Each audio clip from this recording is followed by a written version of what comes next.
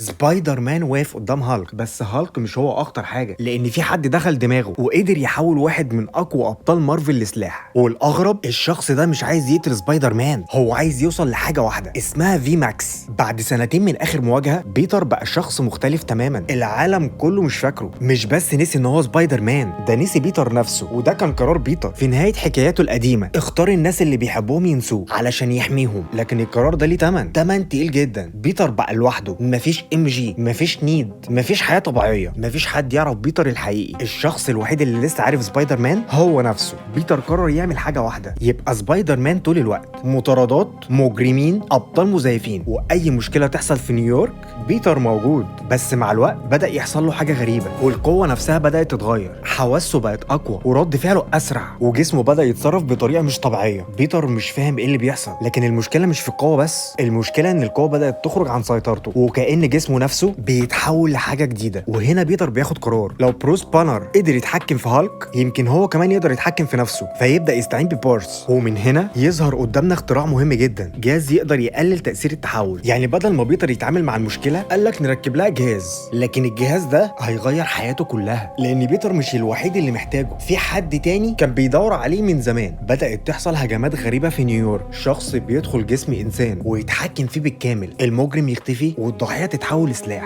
وبعدها الشخص ده يسيب الجسم ويروح لحد تاني، كأن الناس بقت مجرد عربيات اجره. والموضوع كان غريب لان سبايدر مان نفسه مش قادر يعرف مين اللي بيعمل كده، لكن في حاجه اغرب، الشخص الغامض ده كان بيدور على مكان معين، مقر اسمه في ماكس. وفي مره التهديد بيوصل لاقرب شخص لبيتر، ام جي، الشخص اللي بيتر لسه بيحبها حتى لو هي مش فاكره انه موجود اصلا. الكيان الغامض يدخل جسمها وبيتر يلاقي نفسه قدام اسوأ كابوس، لان الشخص اللي بيحاول يحميها بقى مش عارف يثق فيها، مش عارف هي ام جي ولا حد تاني. وبيحصل هجوم، بيتر ينقذها، لكن بدل ما يرجعها لحياتها بياخدها لمكان محدش يعرفه، مكان فرانك كاسل. يعني باختصار لو عايز مكان امن روح عند اكتر واحد بيحل المشاكل بالرصاص. فرانك مش مرتاح لوجود ام جي، وبيتر مش مرتاح لطريقه فرانك، لكن الاتنين مضطرين يتعاونوا مع بعض لان في عدو ممكن يدخل دماغ اي حد. وفجاه بيتر بيقدر يحصل على صوره للعدو، الذكاء الاصطناعي بيطابق ملامحه ويطلع اسم واحد، جينجري. بس بيتر لسه مش فاهم مين جينجري وليه بتدور على في ماكس، والاهم ليه قدرت تدخل عقول الناس لكن مش قادره تدخل عقل سبايدر مان. وهنا اللعبه تبدا تكبر، جان مش مجرد مجرمه، دي عندها قدره تخلي عقل الانسان يبقى تحت سيطرتها، تقدر تحركه وتستخدمه وتخليه يعمل اي حاجه،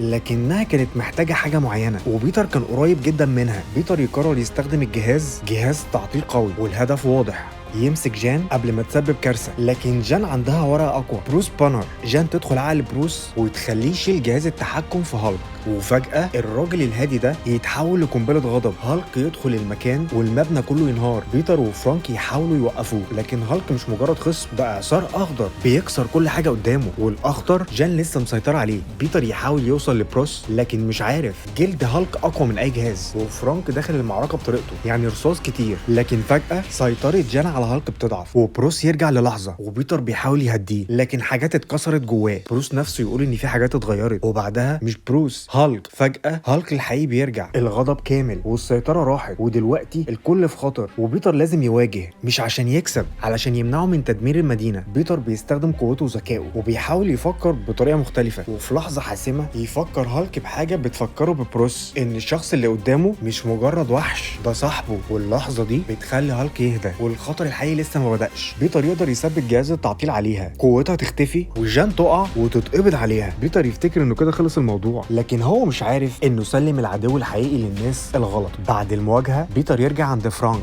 وهناك ام جي بتكتشف رساله قديمه، الرساله كتبها بيتر. الرساله بتحكي كل حاجه عن بيتر، عن سبايدر مان، عن علاقتهم، عن اللي حصل. لكن لما ام جي تقراها بتبص له وهي مش فاكره ولا حاجه. بيتر كان يتمنى اللحظه دي من سنين، لكن لما جت كانت فاضيه، لان الشخص اللي قدامه بيحبه لكن مش عارفه. ومع ذلك ام جي بتطلب منه يجي معاها، وهناك يقابل نيد اللي بقى من اكبر محب سبايدر مان. واللقاء ده غريب جدا لان بيتر قاعد جنب اعز صاحبه، وصاحبه مش عارفه، لكن بيتر يحاول يستمتع باللحظه، يلعب معاه ويهزر ويقعد وسط الناس اللي فقدهم، والثواني يحس انه رجع لحياته القديمه. لكن بعدها ام جي تقول جمله بسيطه، جمله تخلي بيتر يشك، لكن حاجه في كلامها مش راكبه. بيتر بيبدا يراجع اللي قاله مدير دمج كنترول، وبيكتشف ان في كذبه. جان ما كانتش بتحاول تدمر المدينه، كانت بتحاول توصل لاختها ساره، اختها اللي اختفت، والجهه المسؤوله عن اختفائها هي دامج كنترول. هنا بيتر يفهم انه قبض على الشخص الغلط ويسلمه للناس الغلط ويقرر يرجع، لكن المره دي مش عارف يقبض على جان علشان ينقذها. جان كانت محبوسه، لكن دامج كنترول مش بتعاملها كسجينه، هم بيعملوا عليها تجارب لانهم عايزين يفهموا قوتها ويعرفوا مدى سيطرتها ويستخدموا التكنولوجيا علشان يضغطوا على عقلها. لكن في وسط التجارب دي جان تكتشف حاجه، علامه مكتوبه في مكان قريب منها، في ماكس، الكلمه اللي كانت بتدور عليها. وفجاه تفتكر اختها ساره وتبدا تفهم الحقيقه، مش سلاح في ماكس ولا ماده خارقه، دي كانت اخر حاجه اختها شافتها، اخر علامه قبل ما تموت.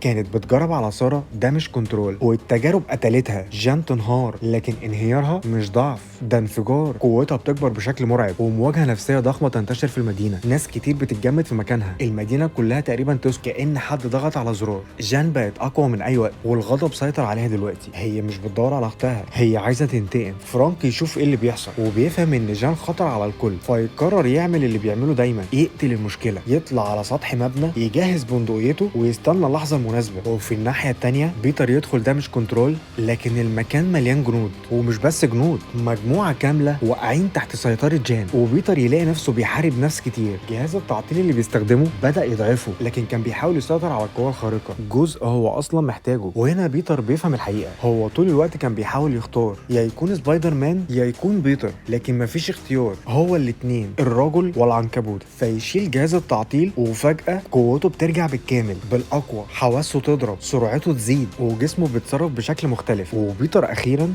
بطل يحارب نفسه ويبدا يحارب عدوه. وفي النهايه بيوصل لجان، يبص ويلاقيها واقفه قدام ميتزجر وعايزه تقتله. كل حاجه اتعملت فيها، كل اللي حصل لاختها، كل الالم خلاها شايفه ان القتل هو الحل. لكن بيتر بيعمل حاجه محدش يتوقعها، مش بيهاجمها، مش بيحاول يكسب بالقوه، بيفتح عقله ليها ويسمح لها تدخل ذكرياته. وفجاه جان تشوف بيتر مع انتي مي، تشوف لحظه قديمه، لحظه انسانيه. ماي كانت بتفهم بيتر، بتفهم خوفه، وبتفهم انه شايل مسؤوليه اكبر من سنه. وجان تلاقي نفسها مكانه، تسمع الكلام اللي كانت محتاجه تسمعه طول عمرها، انها مش لوحدها، وان قيمتها مش في قوتها، وانها تستحق تتحب، مش عشان عندها قدرات لكن عشان هي انسانه. الغضب بيبدا يختفي وجان تهدى، لكن فرانك كان مستني اللحظه دي. من بعيد البندقيه تنطلق، يضرب بالبندقيه، الرصاصه متجهه لجان، وبيتر يشوفها وفي جزء من الثانيه يتحرك، يقف بينها وبين الرصاصه تصيب بيتر ويقع. جان تستخدم قوتها علشان تحافظ عليه حي، وفرانك يستوعب اللي عمله. الراجل اللي كان عايز يقتل جان بقى يحاول ينقذ بيتر. بعدها بيتر يوصل المستشفى والمدينه كلها مستنيه تعرف مصيره. جان تساعده باستخدام قوتها وفرانك يفضل جنبه. والاول مره بيتر مش حاسس انه لوحده، الناس بره المستشفى بتدعمه، المدينه اللي كان بيحميها في صمت بقت هي اللي واقفه معاه. بيتر يفهم حاجه، هو قضى سنين بيهرب من الناس اللي بيحبهم، فاكر ان البعد هيحميهم، لكن البعد حماه من الالم وفي نفس الوقت حرمه من الحياه. ومع الوقت بدا يصلح اللي انكسر. جان تسيب المدينه والدامج كنترول تقع تحت التحقيق، لكن اهم حاجه بيتر يرجع يحاول يعيش، مش كبيتر لوحده ومش كسبايدر مان لوحده، لكن الاتنين مع بعض. وفي النهايه بيتر يقابل نيد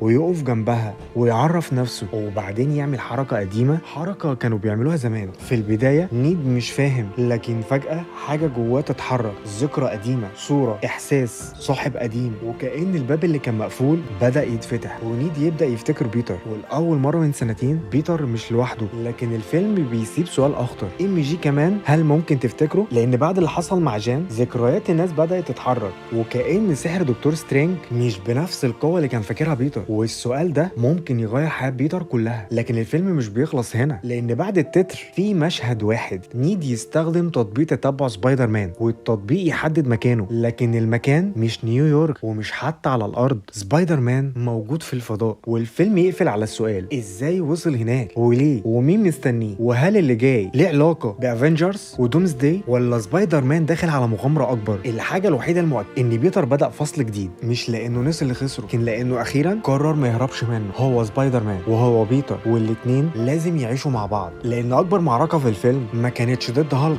ولا جان ولا دامج كنترول، كانت ضد الوحده. وبيتر اخيرا بدا يكسب المعركه دي. ولو الفيلم عجبك دوس لايك واشتراك في فيلموكا، علشان اللي جاي ممكن يكون اخطر مغامره لسبايدر مان لحد دلوقتي.